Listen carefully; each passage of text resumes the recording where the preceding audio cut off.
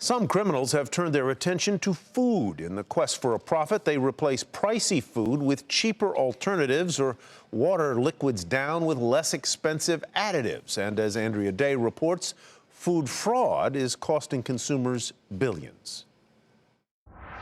Extra virgin olive oil has sort of a long, rich history of fraud. From olive oil that's not entirely extra virgin to honey. You can't tell that it's been cut with high fructose corn syrup. According to best-selling author Larry Olmsted, our supermarkets are loaded with fake foods, like coffee cut with corn and even sawdust, and seafood. Nationwide, about a third of our seafood is mislabeled at retail. You can't tell red snapper, which is really expensive, from tilapia, which is really cheap. Most of the time you buy and pay for red snapper, you get something like tilapia. And consumers wind up paying the price.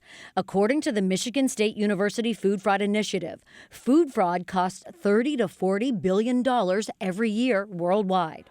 And dining out? Very few people realize that the restaurants are sort of the Wild West. They don't have to adhere to the same kind of labeling rules retailers have. Food fraud has and does cause illnesses, and it has actually caused deaths in consumers. Karen Everstein is a scientist at USP. The group sets standards for medicines and foods. On her watch list, processed foods. We're sourcing ingredients from all over the world and putting them together into a finished food product. This increases the opportunities for fraud. Like frozen pizza that can have dozens of ingredients.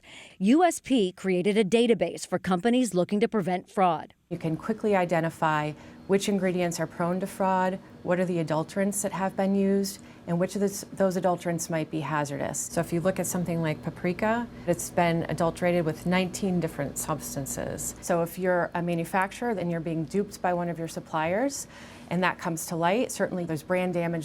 The FDA and the USDA are just two agencies that regulate food. According to the FDA, combating food fraud is the responsibility of both industry and regulatory authorities. The FDA inspects manufacturers to make sure they're meeting requirements for good manufacturing practices and also conducts label reviews during these inspections. And the USDA tells us it, quote, works every day at establishments ensuring that meat, poultry, and processed egg products entering commerce are safe, wholesome, and correctly labeled. So what can you do? Well, Olmsted tries to avoid heavily processed foods because they can hide a lot of fake ingredients. And when you can, buy foods in their most whole form, like coffee beans, whole fish, and cheese, so you always know exactly what you're getting. I'm Andrea Day for Nightly Business Report.